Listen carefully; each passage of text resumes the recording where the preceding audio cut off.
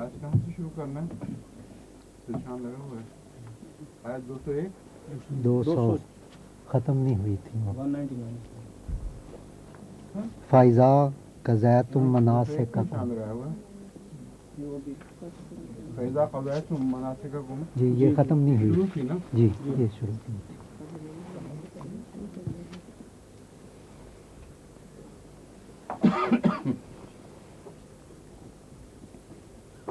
أعوذ بالله من الشيطان الرجيم بسم الله الرحمن الرحيم فإذا قضيتم مناسككم فاذكروا الله كذكركم آباءكم أو أشد ذكرا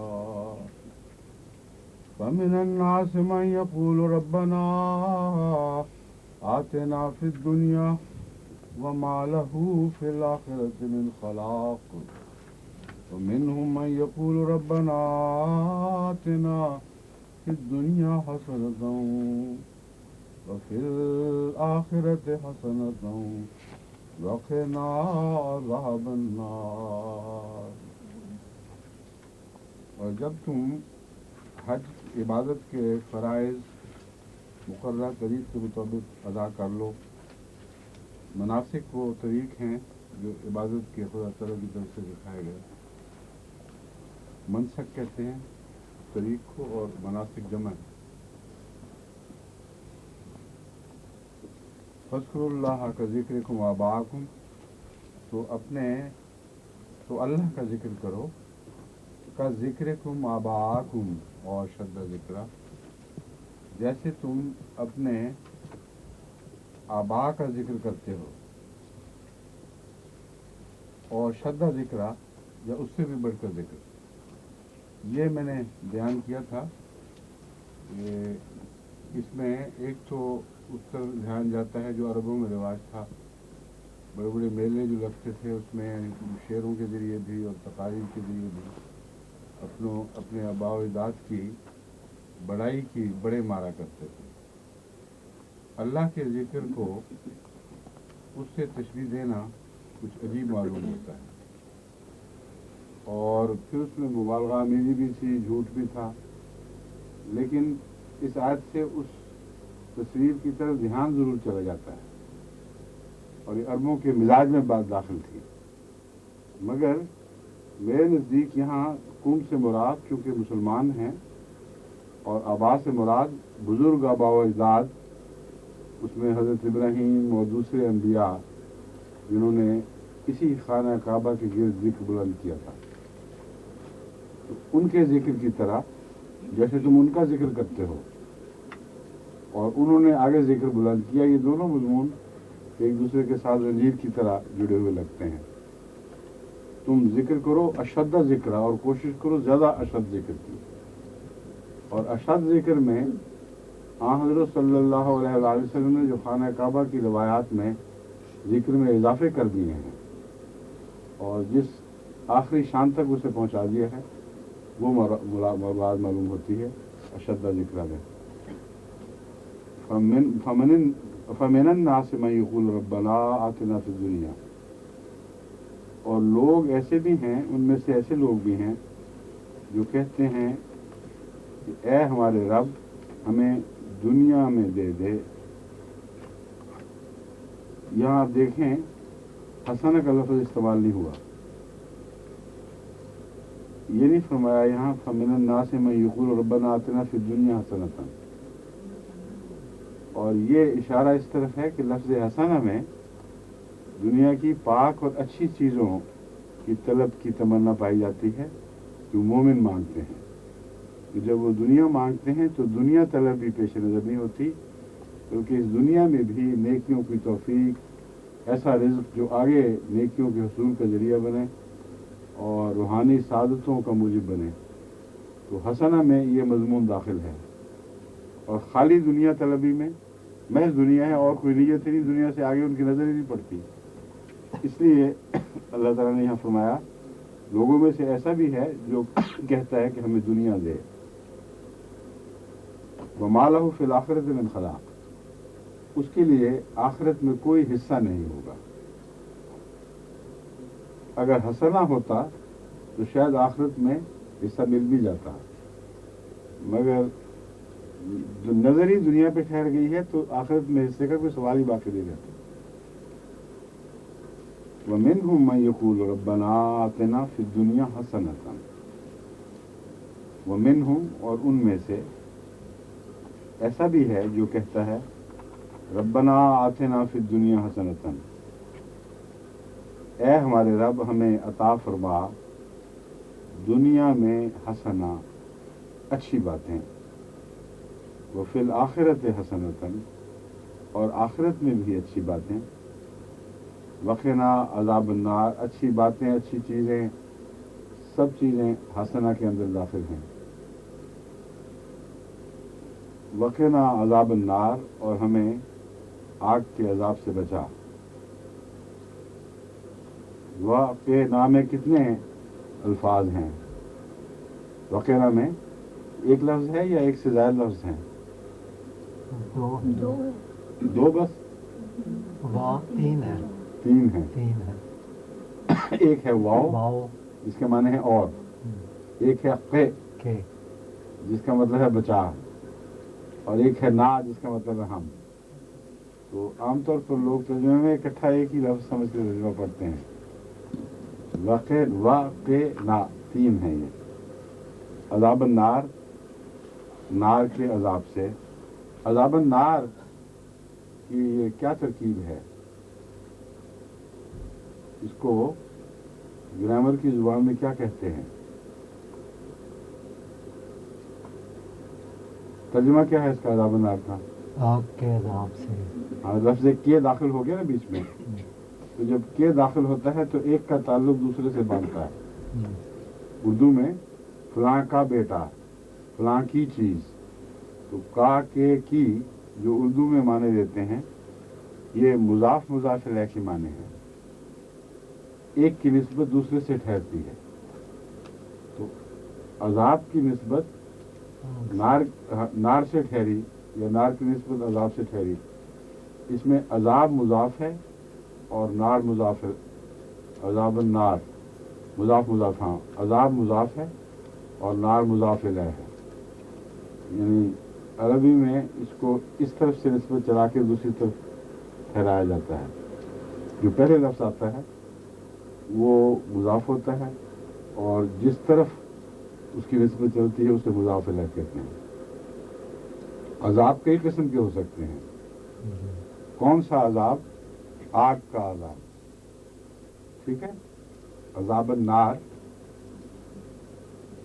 اور عذاب النار میں عذابہ کیوں ہے؟ عذاب النار اگر پڑھے تو غلط کیوں ہوگا؟ وقنا عذاب النار کیوں نہیں پڑھ سکتے؟ کیوں نہیں چھوٹے ڈاکٹر صاحب آپ بتائیں. ڈاکٹر مجیب صاحب کے سزادے. وقنا اور ہمیں بچا، کس چیز سے بچا؟ آگ سے نہیں، عذاب سے جو آگ کا ہو، یہ معنی ہے نا اس کا لفظ. تو عذاب کی کیا حیثیت ہے یہاں؟ یہ فاعل ہے یا مفعول ہے؟ جس چیز سے آدمی بچتا ہے، بچنے کا فعل اس پر واقع ہوا، وہ مفعول ہو گیا. اب میز کو میں نے یوں مارا ہے تو میز مفعول ہو گئی، ہاتھ فاعل ہو گیا جس نے مارا میز کو. تو یہ مفعول جو ہے اس کو منصوبی حالت کہتے ہیں، نصب کی حالت میں ہے. اور بسا اوقات نصب کا نشان زبر کی صورت میں نظر آتا ہے. اس لیے اگر یہاں عذاب النار کہیں گے تو غلط ہوگا. یہ وہ سمجھا رہا ہوں کہ قرآن کریم کی تلاوت میں زیر زبر پیش جو ہوتی ہے اس کو محض حرکتیں نہ سمجھیں، یہ بعض مضامین کی طرف اشارہ کر رہے ہوتے ہیں اور بعض الفاظ کے قائم مقام حرکتیں ہوتی ہیں. نصب قائم مقام ہے کس چیز کا؟ کو، کا، کی، کے، اس کا قائم مقام ہے نصب. اور رفع قائم مقام ہے نے کی، اس نے مارا. ہم جب اردو میں کہتے ہیں نے تو نے بتا رہی ہے کہ اس جس کے ساتھ یہ نے لگا ہے وہ فاعل ہے، فاعلی حالت کو ظاہر کرتا ہے. اس کو مارا، مضمون بدل گیا. اب جو مارنے والا تھا اس کو مار پڑی ہے، جو پہلے مارنے والا تھا اب کو نے بتایا کہ اس کو مار پڑ گئی. تو اگر نے اور کو میں آپ فرق نہ کریں پڑھنے میں، اس نے اس کو ملا جلا دیں تو کتنا مضمون بگڑ جائے گا. ایک بچہ آیا کہتا ہے مجھے اس نے مارا، مجھ کو اس نے مارا. ویسے مجھے بھی ایک ہی بات ہے مگر کو لگا کے دکھاتے ہیں. مجھ کو اس نے مارا تو ماں سمجھ جائے گی کہ بچے کو مار پڑی ہے، کسی اور نے مارا. اور وہ کہے مجھ نے اس کو مارا تو کچھ سمجھ نہیں آئے گی، زبان بھی غلط ہو جائے گی اور یہ نہیں پتہ چلتا کہ کس نے کس کو مار دیا. اس لیے نے اور کاف کے اور کا کی وغیرہ کی جو علامتیں ہیں ان کا فرق سمجھیں تو آپ کو نصب اور رفع کی حالتوں کا فرق سمجھ آ جائے گا. نصب کی حالت مفعولیت کو ظاہر کرتی ہے، کا کے کی سے ادا ہوتی ہے، اور رفع کی حالت نے والے طرز بیان سے ظاہر ہوتی ہے. اب اگر آپ یہاں پڑھیں مثال کے طور پر وقنا عذاب النار، تو کیا مطلب بنے گا؟ عذاب النار ہمیں بچا، ہم عذاب النار بچائے. یہ ہو ہی نہیں سکتا، فکر غلط ہو گیا. عذاب النار اگر فاعل ہو تو کہ عذاب النار ہمیں بچائے، یہ معنی بن جائے گا. یہ دوسرے لفظوں میں عذاب النار ہم کو بچائے، اور مانگ رہے ہیں خدا سے اے خدا تو ہمیں بچا. تو یہ فکرہ جو ہے فکرہ پاگل ہو جاتا ہے بالکل، اس کے کوئی معنی نہیں رہتے. اس لیے عربی میں حرکت کو صحیح ادا کرنا بہت ضروری ہے، کیونکہ وہ محض حرکتیں نہیں ہیں بلکہ بعض معانی کی قائم مقام ہے اور بعض معانی کی تعیین کرنے والی چیزیں ہیں. تو اردو کے اور انگریزی کے جو الفاظ بعض باتیں ظاہر کرتے ہیں وہ عربی میں حرکات سے ظاہر کر دیے جاتے ہیں. سمجھ گئے؟ اچھا، اب آگے چلیے. اولئک لہم نصیب مما کسبوا، جو لوگ یہ دعا کرتے ہیں کہ اے خدا ہمیں دنیا کی حسنت اچھی بھلائی بھی عطا فرما، آخرت کی بھلائی بھی عطا کر، اور ہمیں آگ کے عذاب سے بچا. اولئک لہم نصیب مما کسبوا، یہی وہ لوگ ہیں جن کے حصہ میں، جن کے نصیب میں وہ کچھ ہوگا جو انہوں نے کمایا. ان کا اجر ضائع نہیں کیا جائے گا، انہیں عطا کیا جائے گا. واللہ سریع الحساب، اور اللہ تعالیٰ بہت جلد ہے حساب لینے میں.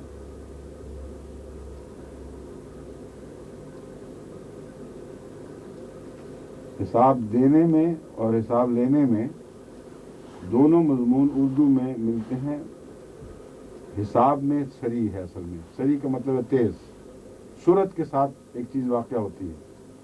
صورت لفظ اردو کا نہیں ہے، وہی عربی میں جب فاعلی حالت کو ظاہر کرنے کے لیے آئے تو سری بن جائے گا، صورت کرنے والا، تیزی سے کام کرنے والا. تو حساب میں صورت کرنے والا ہے اللہ تعالیٰ، یہ مراد ہے. اور یہاں مفعولی معنی بھی ہو سکتے ہیں اور فاعلی معنی بھی ہو سکتے ہیں. حساب لینے میں، حساب دینے میں. حساب لینے سے مراد ہے حساب کرنے میں، اسی سے پوچھ گچھ کرنا اس وجہ سے کہ پتہ لگایا جائے کہ وہ اس کے حساب میں کچھ بنتا ہے یا وہ قرض دار بنتا ہے وغیرہ وغیرہ. یہ حساب کرنا کہلاتا ہے یا حساب لینا. حساب دینے سے مراد ہے کہ جائزہ لینے کے بعد جو کچھ کسی کا بنتا ہے اس کو عطا کر دیا جائے. تو سریع الحساب میں یہ دونوں معنی پائے جاتے ہیں کہ خدا حساب لیتا بھی جلدی ہے اور ادا بھی جلدی کرتا ہے. وَاذْكُرُوا اللَّهَ فِي أَيَّامٍ مَّعْدُودَاتٍ، اور اللہ کو یاد کرو تھوڑے دنوں میں. اب یہ جو مفہوم ہے بالکل واضح ہے ویسے تو، اللہ کو یاد کرو تھوڑے دنوں میں، مگر اس واضح مفہوم میں بھی ایک ابہام ملتا ہے. ایک انسان سوچ سکتا ہے کہ تھوڑے دن یاد کرو پھر نہ کرو. تو یہ بالکل قرآنی طرز بیان کے خلاف ترجمہ ہوگا. واضح سے مراد ہے کہ قرآن کریم کی طرز بیان کو دیکھا جائے تو پھر بالکل مضمون روشن ہے, اس میں کوئی ابہام نہیں.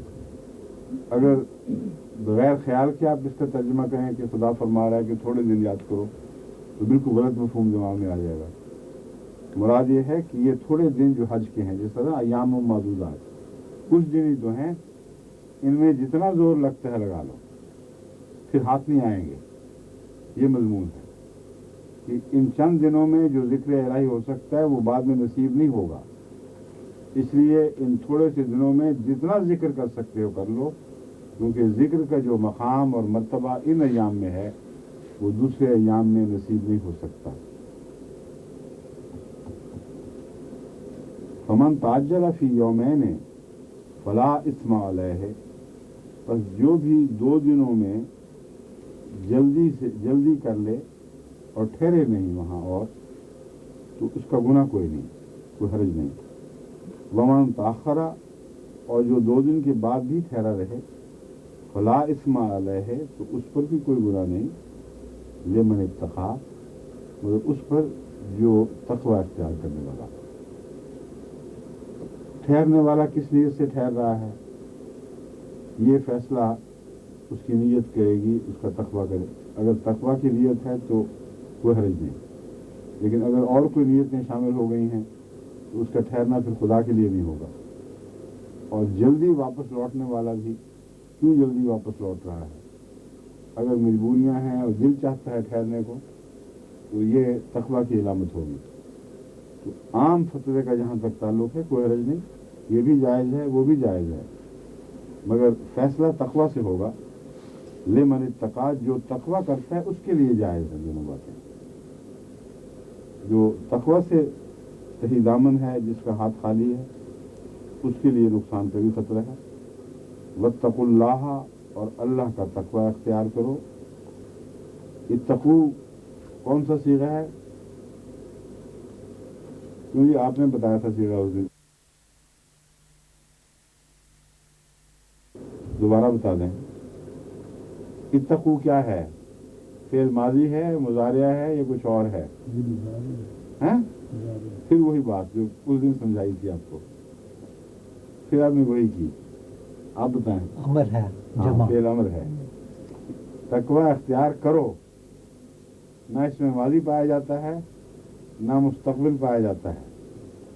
تقوی اختیار کرے گا, تقوی اختیار کرتا ہے, یہ فعل مضارع ہے. تقوی اختیار کرو ہے ایک خواہش کا اظہار ہے. کوئی نہ کرے تو کوئی بھی زمانہ نہیں, اگر کرے تو جب کرے وہ زمانہ آ جائے گا, لیکن اس لفظ کے اندر کوئی زمانہ نہیں ہے. ماضی نہ ماضی ہے نہ مستقبل ہے, لیکن ایک زمانے کا مفہوم پایا جاتا ہے, اس لیے فعل ہے. فعل جو ہے اس کی تعریف یہ کی جاتی ہے جس میں کوئی زمانہ پایا جائے. اب امر جو ہے یہ ایک بیچ کا مسئلہ ہے, اس کو سمجھنا چاہیے. ماضی میں جو فعل ہو گیا وہ ماضی ہے, مستقبل میں جو فعل ہوگا یا حال میں جو ہو رہا ہے یہ کیا ہے؟ مضارع ہے. اور جو امر ہے وہ کیا ہے؟ امر میں حقیقت میں ظاہری طور پر زمانہ موجود نہیں ہے, مگر زمانے کا مفہوم داخل ہے اور امکان داخل ہے. میں چاہتا ہوں کہ کوئی یہ کام کرے, اب نہ کرے تو کوئی زمانہ نہیں اس میں. فعل واقعہ تب ہوگا جب وہ کرے گا, لیکن میرے چاہنے میں ایک حال کا مضمون داخل ہے. تو لفظ امر کو اگر 2 حصوں میں توڑیں تو پھر اس کے زمانے کی سمجھ آتی ہے. ایک معنی یہ ہوتا ہے میں یہ چاہتا ہوں کہ تم یہ کرو. جو پہلا حصہ ہے وہ مضارع کے حالیہ معنی ہے, اور دوسرا جو حصہ ہے اس میں مستقبل کا امکان پایا جاتا ہے. اس لیے تعریف کی روح سے یہ فعل ہی ہے, سمجھ گئے ہیں؟ اور فعل امر ہے. اتقو, تقوی اختیار کو. فعل امر مذکر ہے کہ مؤنث ہے؟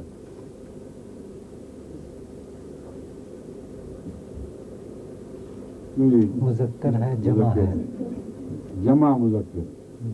और फिर सलासी मुजर्रद है ये या मज़ीद फी है? ये जो सीगा है इसका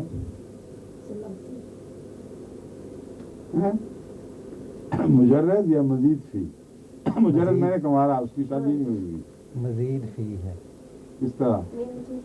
ये लफ्ज़ ज़्यादा किए गए हैं, हरफ हाँ ज़्यादा किए गए ज़्यादा किए गए हैं। इफ्तियाल है, बाब इफ्तियाल, हैं। इसलिए इत्तक़ा बन गया। जी। समझ गए? मेरी बाब इफ्तियाल ही है ना। हाँ जी। इत्तक़ू उससे बना तक़वा इख्तियार करो। इख्तियाल में किसी मजमून को चाह कर अपने अंदर जायज करने के माने पाए जाते हैं। इक्तिसाब, कोई कोशिश करके कोई चीज़ हासिल करना। और क्या कहें इसके मिसालें इसकी? इख्तियार, कोई चीज़ ले लेना, अपने ऊपर जारी कर लेना। तो हर बाप की कुछ सिफात हैं। अगर बाप का मुतालिया आप करें तो बड़े दिलचस्प मुतालिया है। 14 बाब होते हैं मुख्तलिफ, जो है ना, 83 मुजर्रद के ज़्यादा बाब हैं, 83 मज़ीद फी के कुछ कम बाब हैं, यानी 83 के ज़्यादा बाब हैं, रुबाई के और खमासी के कम।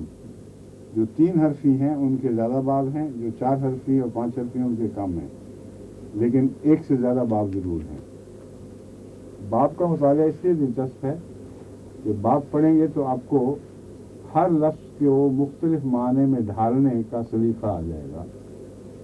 ये फ़न ऐसा है जैसे कोई ईंटें बनाने का फ़न सीखता है और ईंटों की मुख्तलिफ शक्लें बनाने का फ़न भी सीख लेता है और बर्तन बनाने का फ़न भी सीख लेता है। तो मिट्टी तो वही है। उस मिट्टी को एक लोटे का रंग दे दें, एक प्याली का रंग दे दें, एक पिर्च का रंग दे दें, मादा अगर वही रहे तो ये उसके बाप बन गए। और अगर मिट्टी बदल के उसमें कुछ रंग और मिला दें तो वो उसका सीरा उस हद तक बदलेगा। फिर पहले 83 मुजर्रद से आप बाप बना रही थी या बना रहे थे, फिर 83 मज़ीद फी से, तो मिट्टी में थोड़ा थोड़ा फ़र्क करके जब आप बाप बनाते हैं तो 4 हरफी के अलग बाप बन जाएंगे, 3 हरफी के अलग और 5 हरफी के अलग। उसमें हर हरफ, हर लफ्ज़ का जो अपना माना है वो कायम रहता है बुनियादी तौर पर। इसलिए सिर्फ मिट्टी की मिसाल देना ज़रा कमज़ोर मिसाल है। इस मिट्टी के बहुत रंग हैं। कसब का मतलब है कमाना। अब लफ्ज़ काफ सीन बे में जो कमाने का माना है, इस मिट्टी को इसने कमाने का रंग दे दिया। इससे जितने भी बाप बनेंगे उनमें कमाने का मजमून जरूर होगा। और ज़ह का मतलब हंसा, ज़हा का है, ज़ह का दोनों होते हैं या ज़ह का ही है। ज़ह का मतलब है हंसा। तो हंसना, हंसाना और बहुत से ऐसे मजमून जो निकलेंगे उन सब में लफ्ज़ हंसने का माना जरूर होगा। तो इस किस्म की मिट्टी है जिसको हर मिट्टी का रंग अलग अलग बनता चला जाता है और उससे फिर बर्तन बनाने, खेलने खेलना। बच्चों को शौक होता है ना, आजकल मिट्टी मिलती क्या होती है, वो क्या कहते हैं उसको? कुछ सीन होता है, प्लास्टिक सीन। प्लास्टिसीन। बस ये प्लास्टिसीन का खेल है। ये अगर इस तरह गौर से पढ़ें तो आपको कतन रखने की ज़रूरत नहीं रहती, दिलचस्पी पैदा होगी और हर लफ्ज़ को अदल बदल कर आप खेल खेल सकते हैं। और अपने बच्चों को भी शामिल कर लें अगर इस खेल में, तो उनका इल्म बढ़ेगा और एक माना खेज खेल घर में शुरू हो सकता है। जैसे प्लास्टिसिन की चीज़ें बनाने के अरबी लफ्ज़ों की चीज़ें बनाएं, ठीक है। फिर जब वो काशी पढ़ेंगे तो फिर फ़ौरन पहचान लिया करेंगे, इसका ये मतलब है। اچھا اولئک مما کسبوا واللہ سے پڑھ چکے ہیں، وذکر اللہ یہ بھی پڑھ چکے ہیں، فمن تاجر یہ بھی ہو گیا ہے، ومن تاخر فلا اثم علیہ یہاں تک پڑھا تھا، لمن اتقى اگر وہ تقوی اختیار کرے تو اس کے لیے کوئی گناہ نہیں۔ واتقوا اللہ اللہ کا تقوی اختیار کرو، وَاعْلَمُوا اور جان لو، انکم کہ یقیناً تم الیہ تحشرون اس کی طرف اکٹھے کیے جاؤ گے۔ وَمِنَ النَّاسِ اور لوگوں میں سے، من یوجبو کا یہاں عربی میں ہے کا لفظ نہیں ہے، وہ مفہوم میں داخل ہوتا ہے۔ جب کہتے ہیں من الناس تو مراد ہے لوگوں میں سے ایسے بھی ہیں، تو ہیں وغیرہ کے لفظ جو ہیں وہ عربی محاورے کے اندر خود بخود ظاہر ہو جاتے ہیں اور داخل ہوتے ہیں، لیکن بعض دوسری زبانوں میں ظاہر کرنے پڑتے ہیں۔ تو لوگوں میں سے ایسے بھی ہیں، میں یوجبو کا قولہ یا لوگوں میں سے ایسا انسان بھی ہے، میں یوجبو کا قولہ کہ جس کی بات قولہ اس کی بات یوجبو کا تجھے پسند آتی ہے، فی الحیات دنیا کے بارے میں اس کی باتیں بہت اچھی ہوتی ہیں، دنیاوی مضمون میں بڑی بڑی شیخیاں مارتا اور بڑے بڑے سجا کے مضمون بیان کرتا ہے۔ وَيُشْهِدُ اللَّهَ عَلَى مَا فِي قَلْبِهِ اور ساتھ ساتھ قسمیں بھی کھاتا جاتا ہے کہ جو میرے دل میں ہے بس وہی بات، وہ سچی بات کر رہا ہوں، گواہ بناتا جاتا ہے اللہ کو۔ وہ الد الخصام اور حقیقت یہ ہے کہ ایسا شخص سخت جھگڑالو ہوتا ہے، باتیں بہت بناتا ہے لیکن دنیا کی باتیں ہیں صرف، اس سے پہچانا گیا ہے وہ شخص۔ جو شخص خوب باتیں بناتا ہو اس سے متاثر نہ ہو اگر وہ محض دنیا داری کی باتیں کرنے والا ہے، کیونکہ ایسے شخص میں تقویٰ نہیں ہوتا، اور جب پھر وہ اس کا اختلاف پیدا ہو تو اسی فن کو پھر وہ جھگڑے کی صورت میں استعمال کرتا ہے۔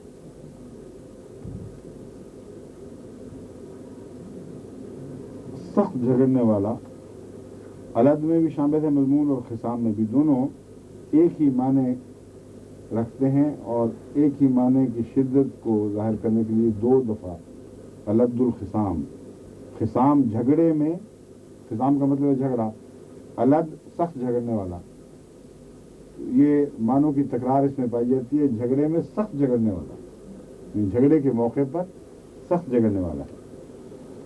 وَإِذَا تَوَلَّىٰ سَعَىٰ فِي الْأَرْضِ اور جب وہ کسی چیز کا والی وارث ہو جاتا ہے، اسے اختیار ملتا ہے، تولا کا مطلب ہے صاحب اختیار ہو جاتا ہے، سعیٰ فی الارض وہ لیفسد فیہا وہ ساری کوشش زمین میں اس بات پر خرچ کر دیتا ہے کہ اسے گندا کر دے، اس میں فساد پھیلا دے، کیونکہ یہ اپنے پیسے کھانے کے لیے اپنے جتھے بناتے ہیں، ان کے ساتھ سازشیں کرتے ہیں، بعضوں پہ ظلم کی کوشش ہونے کے لیے سازشیں کی جاتی ہیں، پبلک کے اموال کو ہتھیانے کے لیے سازشیں بن رہی ہوتی ہیں، تو ایسے لوگ بدبخت جب بھی حاکم ہوں زمین میں فساد پھیلا دیتے ہیں۔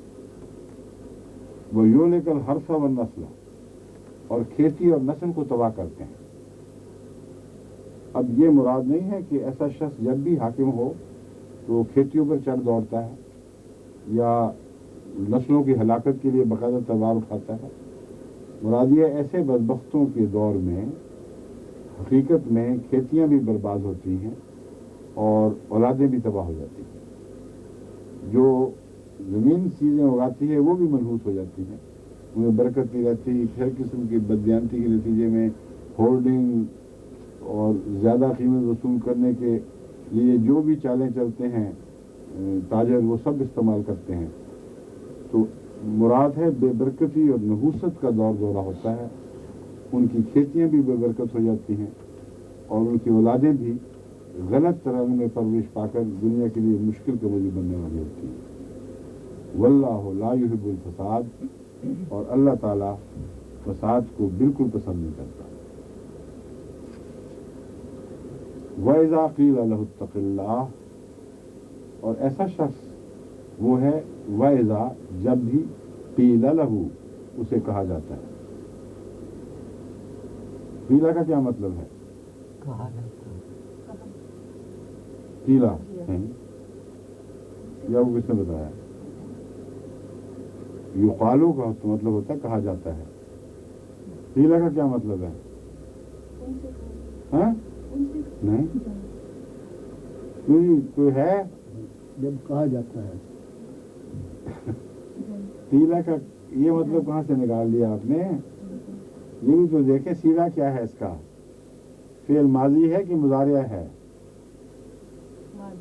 ہاں تو پھر ماضی کا مطلب کہا جاتا ہے کس طرح ہوگا؟ کہا گیا. مگر اذا لفظ میں آپ کو پہلے بتا چکا ہوں بار بار، جب اذا آ جائے ماضی پر تو اسے مضارع بنا دیتا ہے. جب لم مضارع پہ آ جائے تو اسے ماضی بنا دیتا ہے. تو اذ قیلا کا مطلب ہے جب کہا گیا. اذا قیلا کا مطلب ہے جب کہا جاتا ہے. تو قیلا کا لفظ اگرچہ ماضی ہے، صیغہ ماضی کا ہے، مگر لفظ اذا نے اسے مستقبل کے معنی دے دیے. بس یہ ترجمہ ہوا یا مضارع کے معنی دے دیے. اذا قیل لہم، جب بھی ان سے کہا جاتا ہے.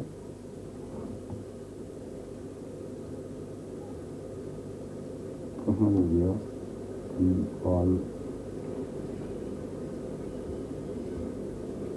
اذا قیل لہ اتق اللہ، جب بھی اس سے کہا جاتا ہے، لہو اس کو، اتق اللہ اللہ کا تقوی اختیار کر. اخذته العزت بالاسم فحسبه جہنم، اسے گناہ پر اس کی عزت آ پکڑتی ہے. اس کا کیا مطلب ہوا؟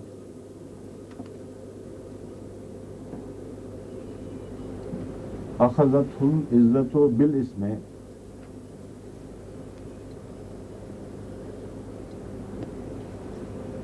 تو جی کیا ترجمہ بن رہا ہے اس کا؟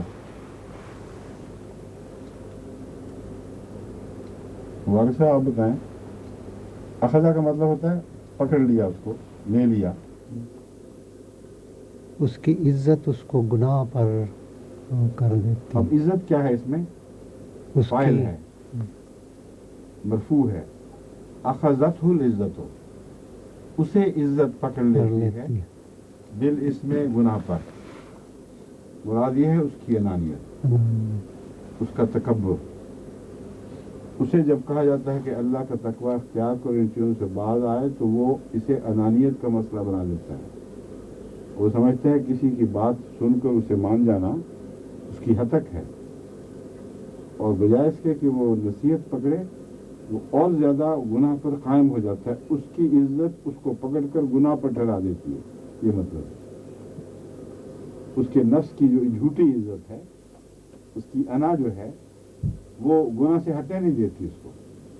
اخذت ہو بالاسم، یہ مراد ہے. اس کے اسم پر اس کو پکڑ کر وہ ٹھہرا دیتی ہے کہ میں نے کرنا ہی کرنا ہے یہ گناہ، تم ہوتے کون ہو مجھے روکنے والے. فحسبہ جہنم، تو اس کا ٹھکانہ تو جہنم ہی ہے. وَلَبِئْسَ الْمِہَادُ، حسب کا مطلب ہوتا ہے ٹھکانہ، میں نے ترجمہ کیا، مگر لفظی ترجمہ کیا ہے؟ اس کا حساب. حسب کافی ہونا، مطلب ہے جہنم اسے لپٹ لے گی خود بھی، اس کو یہ بہت کافی ہے. یہ اصل لفظی ترجمہ یہ ہونا چاہیے حسبہ جہنم، تو اس سے حساب لینے کے لیے جہنم بہت کافی ہے. اور مطلب ہے کہ اس نے پہنچنا وہیں بسے گا جا کر. اس لیے لوس محاورے میں میرے منہ سے نکل گیا تھا. لفظی ترجمہ یہ نہیں ہے، لفظ یہ ہے حسبہ جہنم، جہنم اس سے نپٹنے کے لیے بہت کافی ہے. ٹھیک ہے. وَلَبِئْسَ الْمِہَادُ، اور مہاد کہتے ہیں بچھونے کو، اور وَالْأَرْضَ مِہَادًا، ہم نے زمین کو بچھونا بنایا. تو مہاد کہتے ہیں بچھونے کو، اس کا بچھونا بہت ہی برا ہے. جس بچھونے پہ وہ لیٹے گا، جس کا بچھونا جہنم ہو، وہ بہت ہی برا بچھونا ہے. اور لوگوں میں سے ایسا بھی ہے من یشری نفسہ ابتغاء مرضات اللہ، جو اپنی جان کو، اپنے نفس کو اللہ کی مرضی کی تمنا رکھتے ہوئے بیچ ڈالتا ہے۔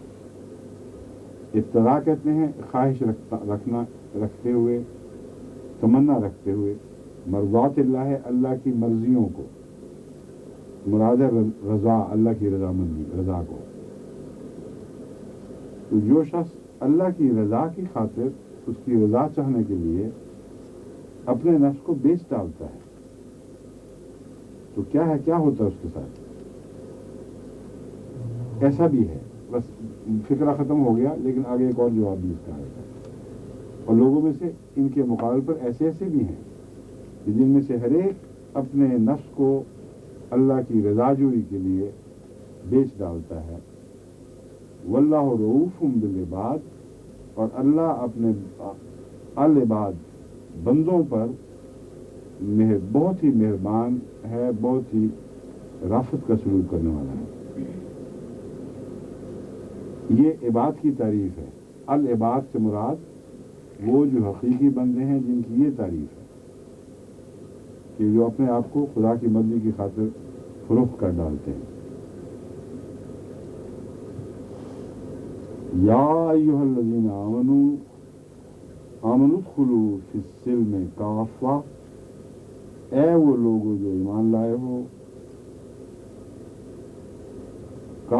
سلم اسلام کے لیے ہے، اصل میں سلم کا مطلب ہے امن اور سپردگی، تو مراد یہاں اسلام ہے۔ کافہ میں نے کل، سب کے سب، تمام تر، تو اے لوگوں جو ایمان لائے ہو، سلم کی حالت میں تمام تر داخل ہو جاؤ۔ حالانکہ جب ایمان لائے تو داخل تو ہو گئے تھے، تو مراد ہے کہ لفظ اسلام کافی نہیں، یعنی تمہارا مسلمان کہلانا کافی نہیں، اس کے اندر جو مفہوم ہے سلم کا، اس میں اندر چلے جاؤ، تاکہ تمہیں ہر طرف سے سلامتی گھیر لے، ہر خطرے سے بچ جاؤ۔ جس طرح بعض دفعہ کیڑا زمین کھود کے اندر داخل ہوتا ہے بچنے کے لیے، اور پھر بعض دفعہ کچھوا اپنے شیل میں چلا جاتا ہے خطرے کے وقت، تو یہ منظر ہے کہ تم اسلام لانے کے باوجود اگر کچھ باہر رہتے ہو اس کے مفہوم سے، تو جہاں جہاں باہر ہو وہاں خطرہ ہے، تو پورے سمٹ کے اس کے اندر گھس کر چاروں طرف اپنے اسلام کر لو۔ وَلَا تَتَّبِعُوا خُطُوَاتِ الشَّيْطَانِ، اور شیطان کے قدموں کی پیروی نہ کرو، یا اس کے نقش قدم پر نہ چلو۔ إِنَّهُ لَكُمْ عَدُوٌّ مُبِينٌ، یقیناً وہ تمہارے لیے کھلا دشمن ہے۔ مبین میں نے صاف نظر آنے والا، کھلا۔ فَإِن زَلَلْتُمْ مِن بَعْدِ مَا جَاءَتْكُمُ الْبَيِّنَاتُ، یہ زلل زے سے ہے، اس کا مطلب ہوتا ہے پھسلنا۔ بس اگر تم پھسل جاؤ، من بعد اس کے، ما جاءتکم البینات، کہ تمہارے پاس کھلے نشان آ چکے ہوں، فاعلموا ان اللہ عزیز حکیم، تو یہ بات یاد رکھنا، خوب جان لو کہ اللہ تعالیٰ بزرگی والا، غالب ہے اور حکمت والا ہے۔ عزیز کا ترجمہ غالب بزرگی والا یا بزرگی والا غالب دونوں طرح جائز ہے، کیونکہ اس میں دونوں مفہوم پائے جاتے ہیں۔ محض غالب نہیں بلکہ عزت کے ساتھ غالب، اس لیے میں نے ہر جگہ اس کا ترجمہ غالب بزرگی والا کیا ہے، کیونکہ غالب اپنے اقتدار کی وجہ سے، طاقت کی وجہ سے بھی غالب ہو سکتا ہے، اور اس میں بے عزت غالب بھی لوگ ہو جاتے ہیں، بڑے بڑے گھٹیا لوگ بھی غالب آ جاتے ہیں۔ لفظ عزیز اس کی نفی کرتا ہے، اس میں کوئی بھی ادنا معنی نہیں پایا جاتا اس کے غلبے میں، بس بزرگی والا غالب یا غالب بزرگی والا ہے، اور حکیم ہے، بہت حکمت والا ہے۔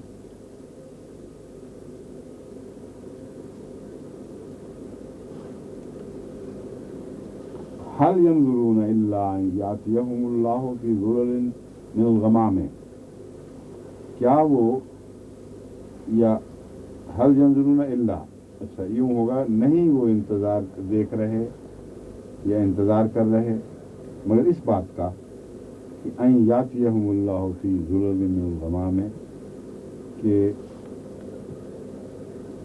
अल्लाह ताला बादलों में उनके पास आए, बादलों के सायों में उनके पास आए। वल मलाइकतो, और फरिश्ते भी इसी तरह, वक़ुज़ियल अम्र, और मामला निपट जाए, बात ख़त्म हो, किस्सा तय हो। वो इसका इंतज़ार इसलिए नहीं कर रहा है मगर गोया के ये मुराद है। हल यंजुरून इल्ला अन यातियहुम, इसको इस तरह अगर कहें क्या वो इंतज़ार कर रहे हैं मगर इस बात का, तो मफ़हूम तो वही बनेगा बिलाखिर, मगर इसका लफ्ज़ी जो सही तर्जुमा है वो ये है, नहीं इंतज़ार कर रहे मगर इस बात का। क्या कहने से बात और मगर एक और रंग में खुल जाती है, वो ये है कि वो जिस तरह वो हरकतें कर रहे हैं, क्या वो ये इंतज़ार कर रहे हैं कि खुदा आए, तो उस तर्ज़ बयान में बात खुलकर वाज़ेह हो जाती है। अगरचे ग्रामेटिकली लफ्ज़ी तर्जुमा अगर किया जाए तो ये कहना दुरुस्त है कि वो नहीं इंतज़ार, हल यहाँ नहीं के मानों में है, क्या के मानों में नहीं है, नहीं इंतज़ार कर रहे मगर इस बात का। मगर ये बात वैसे अजीब लगती है, कौन इंतज़ार किया करता है इस बात का कि अल्लाह ताला बादलों में आए, छुप के आए और साथ फरिश्ते और उनको हलाक कर दे और बात खत्म हो जाए।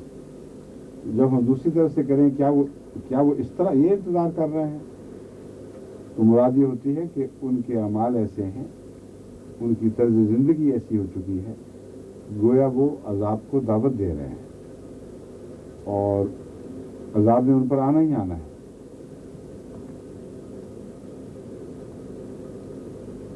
व इलल्लाहि तुरजउल उमूर, और तमाम मामलात अल्लाह ही की तरफ लौटाए जाएंगे। हर फैसला, हर चीज़ अल्लाह ही की तरफ लौट कर जाने वाली है। सल बनी इसराइल कम आतैनहुम मिन आयतिन बय्यिना, तू बनी इसराइल से पूछ कि कितने निशान उनके पास आए हैं खुले खुले। कम आतैनाहुम मिन आयतिन बय्यिना, खुली खुली निशानियों में से कितनी उनके पास आई हैं। ये मुराद नहीं है कि जिनके बताएं कि इतनी इतनी आई हैं, मुराद ये है कि कितने ही निशान उनके पास आए हैं। उनसे पूछ के तो देखो कि देखो कैसे कैसे निशान तुम्हारे पास आए, कितने कितने निशान खुदा की तरफ से आए। वमन युबद्दिल नेमतल्लाहि मिन बादि मा जाअतहु इन्नल्लाह शदीदुल इक़ाब, और जो कोई भी युबद्दिल, बदल दे, ये बदल देगा नहीं, ये एक और किस्म है तर्ज बयान की। युबद्दिलु का मतलब है तब्दील कर देगा। लाम पर जज़म बता रही है कि ये सब्जेक्टिव हो गया है, इसमें कुछ शर्तिया माने पाए जाते हैं या कई तरह से सब्जेक्टिव के माने अदा होते हैं। जो कोई बदल दे तो फिर उसको ये होगा, ये शर्त का मफहूम इसके अंदर दाखिल हो जाता है। तो वमन युबद्दिल, जो कोई बदल दे नेमत अल्लाह, अल्लाह की नेमत को, मिन बाद मा जात हो, बाद इसके कि उसके पास आ गई हो, उसने उसे हासिल कर लिया हो, उससे फैज़याब हो चुका हो, फ़इन्नल्लाह शदीदुल इक़ाब, तो ये जवाब है मन युबद्दिल का। तो ऐसी सूरत में याद रखो कि यकीनन अल्लाह ताला अजाब में बहुत सख्त है। ज़ुय्यना लिल्लज़ीना कफ़रुल हयातुद दुनिया, ज़ुय्यना मुज़य्यन कर दी गई, खूबसूरत बनाकर दिखाई गई उन लोगों को जिन्होंने कुफ्र किया। लिल्लज़ीना कफ़रू, क्या चीज़? अल हयातुद दुनिया, दुनिया की जिंदगी। जिन लोगों ने कुफ्र किया उनको दुनिया की जिंदगी बहुत खूबसूरत करके दिखाई गई।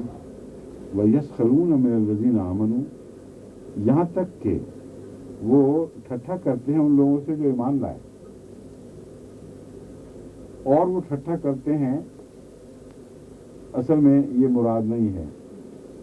मुराद ये है, हाल उनका ये हो चुका है कि दुनिया की को इतना खूबसूरत समझने लग गया कि जिनके पास उनको दुनिया दिखाई नहीं देती उन पर मजाक शुरू हुए हैं और बिल्कुल ही पागल हो गए हैं कि लो जी ये देखो इन लोगों के पास क्या है, कुछ भी नहीं, कोई हैसियत नहीं, हम अमीर साहब हैसियत लोग हैं। हमें भी इस किस्म का एक गाना मिला था, वो जो सऊदी अरब का अखबार है जिसका वो जॉन्कर है उसका, नहीं ये एमडी छोटी सी चीज़, इनकी हैसियत क्या है, इन्होंने इस्लामी टेलीविजन बनाया, हम बना के दिखाएंगे, हम दौलतमंद लोग हैं। तो ये जो दुनिया जिनको बहुत खूबसूरत लगे उनको दौलत पर फख्र होता है। हालांकि जब इस्लाम की बात थी तो खुदा का जिक्र चाहिए था, उन साहब को चाहिए था कि कहे कि इनके पास तो खुदा नहीं है, हमें पता हमारे पास खुदा है, इसलिए अल्लाह ताला हमारी मदद फरमाएगा। इसका तो दिमाग गया ही नहीं इस तरह, इसलिए कि है भी नहीं, मजबूरी भी है उन साहबान की। तो ये है कि दुनिया की जीनत से आंखें ऐसी चकाचौंध हो जाती हैं कि जिनके पास दुनिया नहीं है वो अपने म्यार से समझते हैं ये महरूम लोग हैं, बेकार हैं, और फिर उनको उनके मजाक उड़ाते हैं।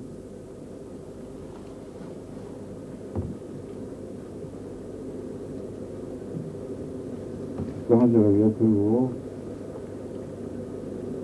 हाँ, यस्खरून मिनल्लज़ीना आमनू, वो जो लोग ईमान लाए हैं उनसे तमस्खर करते हैं, हंसी ठट्टा करते हैं। वल्लज़ीना तक़ौ फ़ौक़हुम यौमल क़ियामा, लेकिन याद रखें वो लोग जिन्होंने तक़वा इख्तियार किया क़यामत के दिन उनसे बुलंद तर होंगे, उन पर फायक होंगे, उनका मर्तबा उनसे बहुत बुलंद होगा। ये मर्तबे की बहस ये नहीं कि उनका कम मर्तबा होगा, मतलब वो बिल्कुल ही कुछ नहीं होंगे। ये लोग हैं जो फायक होंगे क़यामत के दिन। तो दुनिया की ज़िंदगी में थोड़ा सा कमाकर उन्होंने जो मजाक किए हैं ये मजाक में उलट जाएंगे, क्योंकि जो दायमी ज़िंदगी है उसमें इनको फौकियत नसीब होगी। जो दुनिया में बज़ाहिर बेमाल थे मगर अल्लाह की रज़ा की खातिर ऐसे थे। वल्लाहु यर्ज़ुक़ु मन यशाअ बग़ैर हिसाब, और अल्लाह जिसे चाहता है बग़ैर हिसाब के रिज़्क़ अता फरमाता है। इसमें एक और वादा भी दिया गया कि सिर्फ क़यामत के दिन ये फैसला नहीं होगा, अल्लाह जब फैसला करता है तो अपने पाक बंदों को दुनिया में भी हिसाब दे दिया करता है, दुनिया में भी रिज़्क़ अता किया करता है। अगरचे वो रिज़्क़ की तमन्ना की खातिर गरीब नहीं होते, क्योंकि अगर रिज़्क़ की हिर्स हो तो गरीब क्यों हो, रिज़्क़ की हिर्स हो तो अल्लाह की खातिर सब कुछ छोड़ क्यों दें। उनकी ख्वाहिश ये नहीं थी सौदे में कि रिज़्क़ मिले, मगर चूंकि उन्होंने अपने रिज़्क़ को खुदा की खातिर कुर्बान किया इसलिए वक्ती तौर पर ये लोग हंसते हैं, आखिर इन्होंने जीतना है। और वहाँ जो लफ्ज़ है फ़ौक़हुम यौमल क़ियामा, इस मज़मून के ताल्लुक़ में क़ियामा का मतलब यौम इनक़िलाब है, जबकि रूहानी तौर पर गलबा नसीब हो जाएगा, तब ये लोग जो हैं मुनकरीन, इनकी कोई हैसियत नहीं रहेगी, तो रिज़्क़ के दरवाजे भी मोमिनों पर ही खोले जाएंगे। लेकिन पहला माना वही है क़यामत के दिन का, वो ज़्यादा वसी माने रखता है।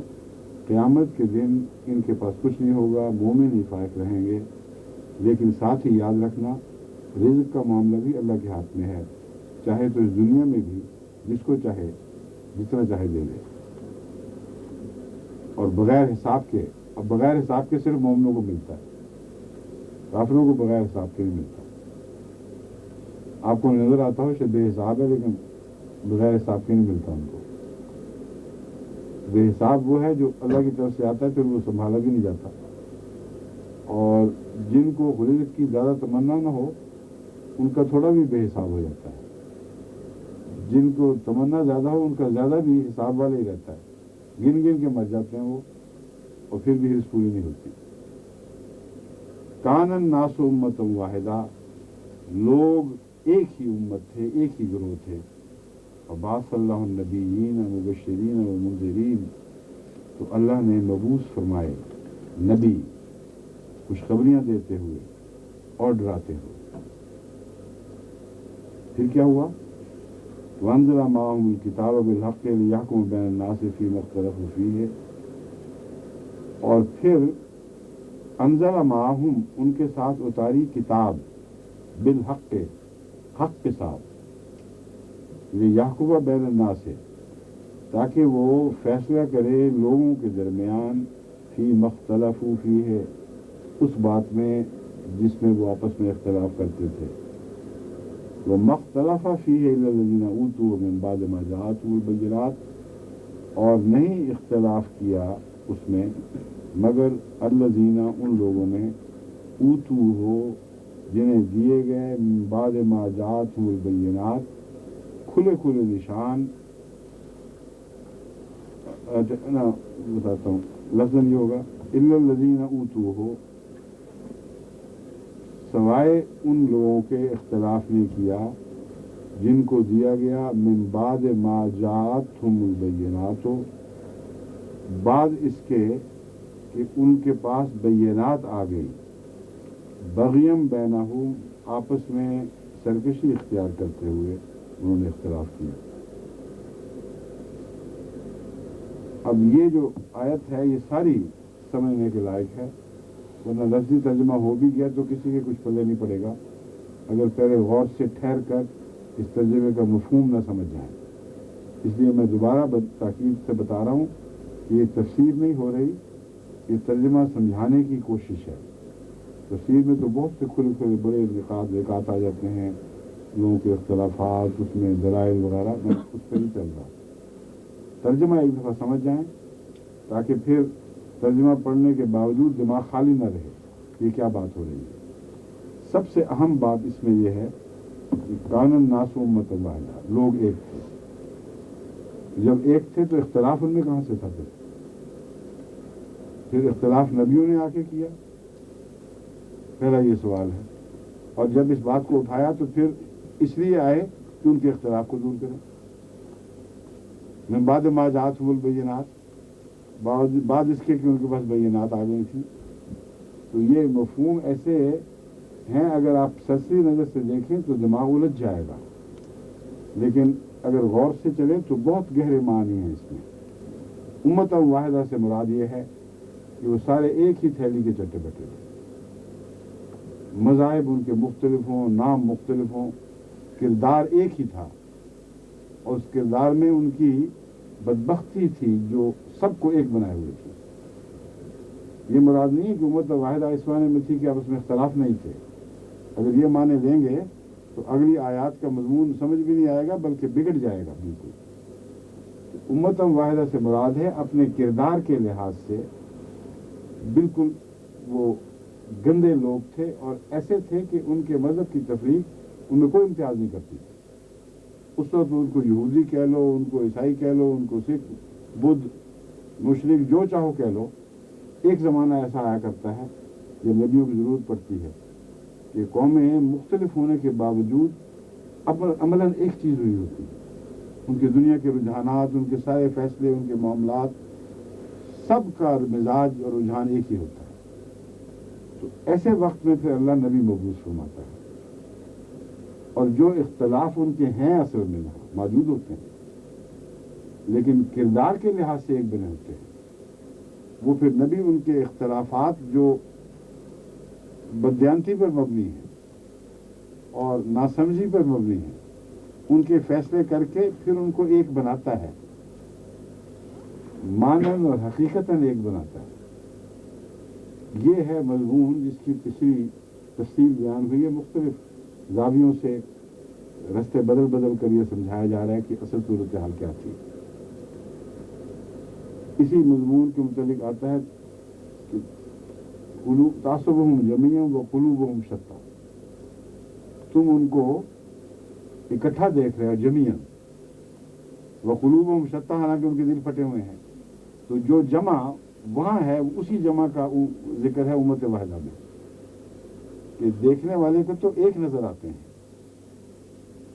کردار سب کا ایک ہے، سب پیچھے پڑے، حق سے سارے دور ہٹے ہوئے، جھوٹ میں تیز، ظلم و ستم میں تیز، انسانی حقوق کو غصب کرنے میں سب کا ایک حال، شریعتیں الگ الگ، کردار ایک ہی، اور وہ گندا کردار۔ اس حالت میں اللہ تعالیٰ فرماتا ہے کیا علاج ہے؟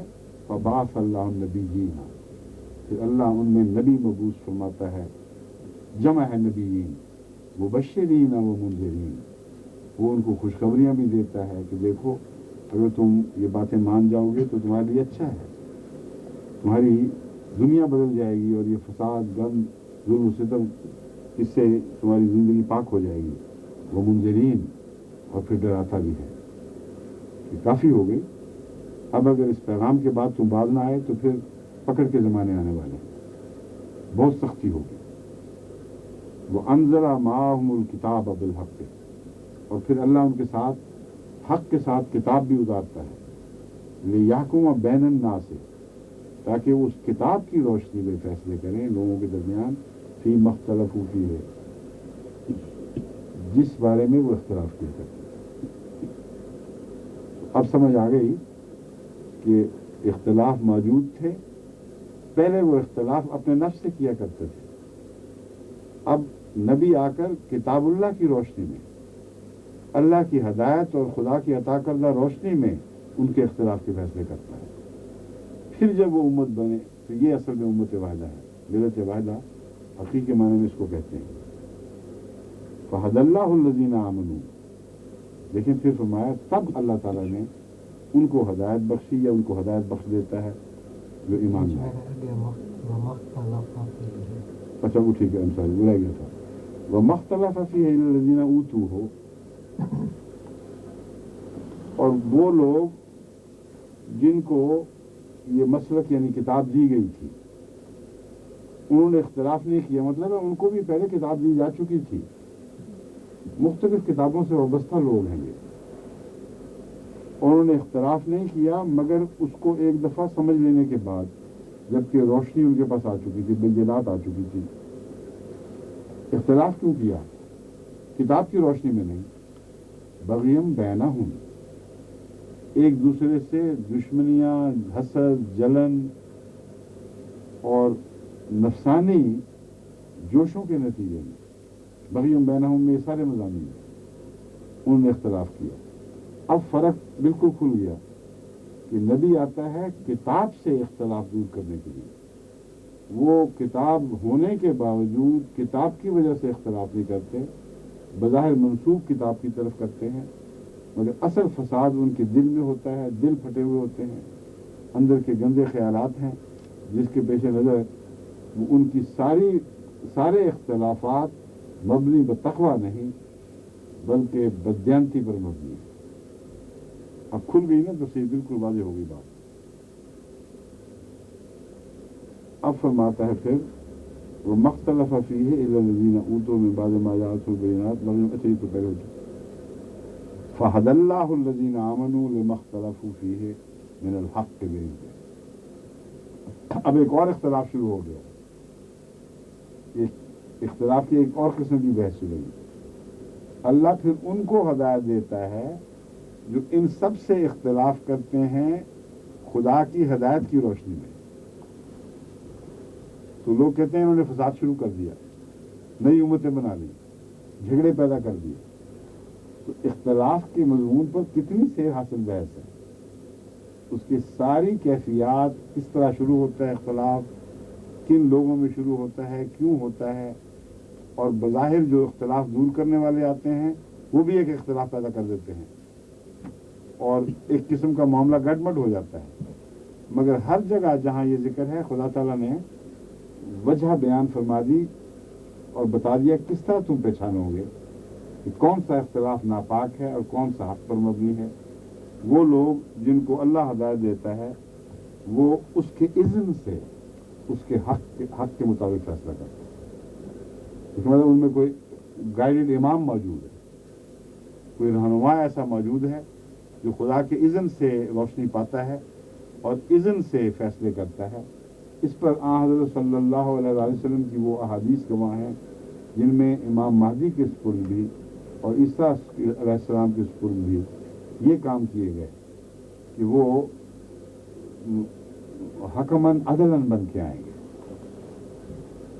یعنی وہ حکم فیصلے دیں گے، عدل کے ساتھ فیصلے دیں گے، یعنی ایسے امام ایسے فیصلہ دینے والے ہوں گے جو عدل ہوں گے، جو انصاف سے فیصلہ دینے والے ہیں، اور ہیں امام مہدی کے متعلق بھی آتا ہے، عیسیٰ کے متعلق، جو دونوں ہدایت یافتہ لوگ ہیں۔ تو اذن کے ساتھ فیصلہ کرنا یہ ایک زائد بات دکھا دی گئی، حالانکہ سارے کتاب ہی کوٹ کرتے رہے ہیں، ہر ایک کہتا ہے ہم کتاب سے فیصلہ کر رہے ہیں، اور اس کے باوجود اختلاف ہو گئے۔ اس مسئلے کا حل اذن کے سوا ممکن نہیں رہتا بعض وقت۔ جب یہ صورتحال ہو جائے پھر اللہ اپنی طرف سے کسی کو بھیجتا ہے، وہ اس کے اذن سے کتاب کی وہ تعلیم پیش کرتا ہے جو منشاء الہی تھی، اور یہی وہ لوگ ہیں جو اپنے اختلاف میں سچے ہیں، اور اللہ تعالیٰ ان پر محبت اور شفقت کی نظر رکھتا ہے۔ اب وہ اونی اٹھ گئی ہے کہ وقت ختم ہے، ختم ہو گیا نا؟ چھوٹا سا ٹکڑا رہ گیا، اچھا ایک ٹکڑا کہتے رہ گئے، اتنی سی انگلی باقی ہے نا ابھی۔ واللہ یہدی من یشاء الی صراط مستقیم، اور اللہ تعالیٰ ہدایت دیتا ہے من یشاء، جس کو چاہتا ہے، الی صراط مستقیم، مستقیم سیدھی راہ کی طرف۔